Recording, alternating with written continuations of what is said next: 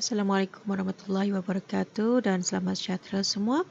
Hari ini kita akan sambung video seterusnya dalam peristiwa bergabung, keberangkalan peristiwa bergabung untuk standard pembelajaran yang seterusnya, iaitu menentukan kebarangkalian peristiwa bergabung bagi peristiwa bersandar dan peristiwa tak bersandar.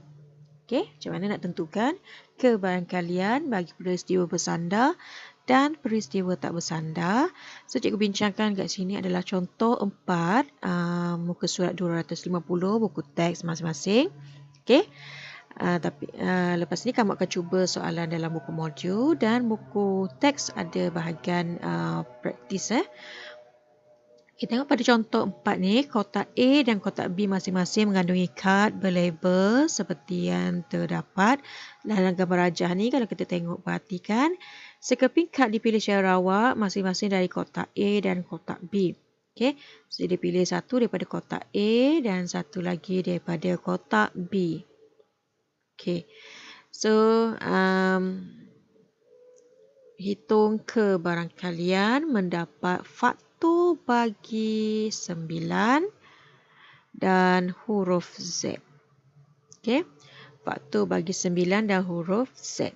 Kalau kamu perhatikan kat sini, adakah peristiwa kebarangkalian di sini, kedua-dua peristiwa ni adakah saling bersandar atau tak bersandar? Kalau kita tengok kat sini ada kotak A dan kotak B. Ini maksudnya peristiwa tak bersandar. Bila peristiwa tak bersandar, kalau kita nak cari ini faktor bagi 9 dan huruf Z, ingat balik formula yang kita tengok sebelum ni. Okey, iaitu formula apa? P A bersilang dengan B. Okey, A bersilang ni maksudnya dan sama dengan P A darab P B. Kebarangkalian A darab kebarangkalian B. So kat sini kamu boleh gunakan konsep itu. Okey, contoh. Contoh kita selesaikan sini padam dulu. Okey, contoh. Yang pertama nak cari kebarangkalian bagi faktor 9. Faktor 9 maksud kita boleh carikan contohnya kebarangkalian mendapat 9, faktor bagi 9. So, faktor bagi 9 dalam kotak A saja, betul? Faktor bagi 9 adalah 3 dan 9. So, ada berapa kat sini? Ada 2. Perkan dengan jumlah semua, ada 4. So, ini kita akan dapat 1/2. Cikgu ringkaskan terus. Okey. Dan kebarangkalian mendapat huruf Z sama dengan Z hanya ada satu saja dalam kotak B. Perkan dengan jumlah semua yang ada dalam kotak B iaitu 3. Boleh? Jadi kebarangkalian mendapat faktor bagi 9 dan huruf Z sama dengan, kita boleh darabkan terus, 1/2 darabkan dengan 1/3. So kamu akan dapat 1/6. Boleh? Satu lagi cara, kita boleh gunakan konsep yang kedua tu. So, kita boleh cari dulu persilangan antara kedua-dua peristiwa ni. Okey, iaitu peristiwa mendapat faktor, kesudahan yang mungkin bagi faktor 9 dan huruf Z. So, apa kesudahan yang mungkin bagi peristiwa mendapat faktor 9 dan Z? Maksudnya kita faktor 9 adalah 3. Okey, so peristiwa kita 3 Z dan 9 Z. So, ini adalah kesudahan yang mungkin yang kita boleh perolehi daripada peristiwa mendapat faktor 9 dan Z. Maksud kita terus cari serentak. Okey, dan kalau kita nak cari peristiwa kebarangkaliannya, kita kena tahu dulu bilangan ruang sampel. So, macam mana nak cari bilangan ruang sampel kita bagi peristiwa 9 dan Z ni? Kita boleh dapatkan daripada formula yang awal dulu tu. Okey, so bilangan kesudahan bagi kotak A kita ada 4. 4. Letakkan 4 kat sini. Darab bilangan kesudahan bagi kotak B ada 3. So ini darab 3. So kita boleh dapatkan ke bilangan ruang sampel kita iaitu 12.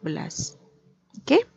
Jadi nak cari kebarangkalian mendapat faktor bagi 9 dan juga huruf Z bagi kotak B sama dengan bilangan kesudahan kita adalah 1, 2 perkan dengan jumlah ruang sampel kita iaitu 12.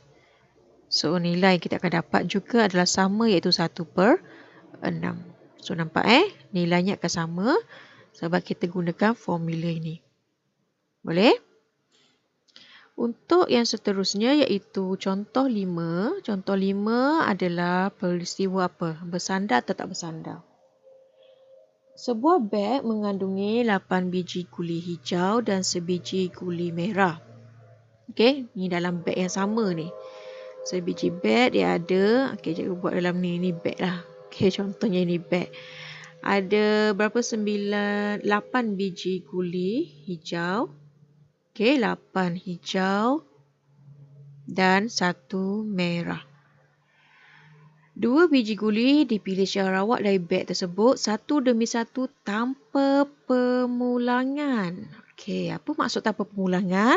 Ini bermaksud peristiwa di sini adalah peristiwa bersandar. Dia mempengaruhi kebangkalian cabutan pertama tu mempengaruhi kebangkalian cabutan kedua. Warna guli dicatat. Wakilkan situasi dasar di atas dengan gambar rajah pokok.